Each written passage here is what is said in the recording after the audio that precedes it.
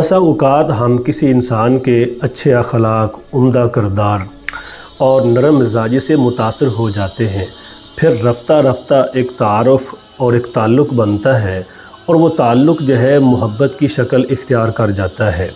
फिर कुछ महीने, कुछ साल बड़े खुशगवार अंदाज़ में ये सिलसिला चलता रहता है, लेकिन आहिस्ता आहिस्ता वक़्त कम होना शुरू हो गया और बात मुख्तसर हो गई। आप मैसेज करते हैं तो वो जवाब नहीं देता, तो जो कुर्बतें हैं वो दूरियों में बढ़नी शुरू हो गई हैं, फासले बढ़ने शुरू हो गए हैं और दिल के अंदर खौफ है कि कहीं ये ताल्लुक़ टूट न जाए।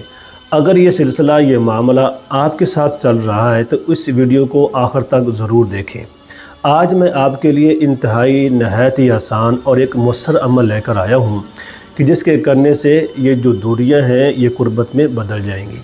आपने जुमेरात की रात को आराम से, सुकून से अपने बिस्तर पर आ जाएं और अल्लाह की तरफ मुतवज्जे हो जाएं। महबूब की तस्वीर पर ये उंगली रखें, दुरूद शरीफ पढ़ लें अव्वल आखिर सिर्फ़ 21 मरतबा, या लतीफ़ो उल्तुफ़ क़ल्बी मुहब्बती फ़ी महबूबी, ये पढ़ना है।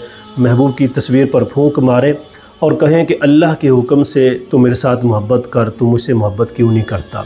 इस अमल को 3 मरतबा दोहराएं और इसके बाद दुआ को न छोड़ें। 2 मिनट खुलूस नीयत के साथ अल्लाह से ये दुआ करें कि ऐ अल्लाह इसके दिल को फेर दे, अल्लाह इस रुकावट को, इस बंदिश को दूर कर दे।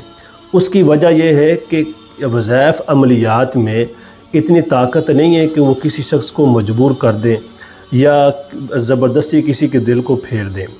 देखें, चीज़ों का होना ना होना, रुकावटों को दूर करना या बंदिशों को दूर करना या फासलों को कुर्बत में बदलना, इसकी ज़मानत दुनिया का कोई इंसान नहीं दे सकता।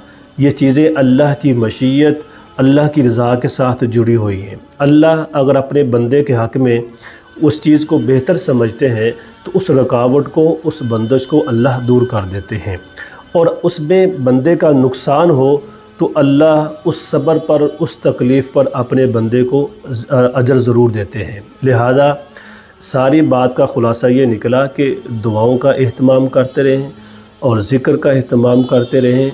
ज़िक्र और दुआ को अपनी ज़िंदगी का एक आम हिस्सा बना लें।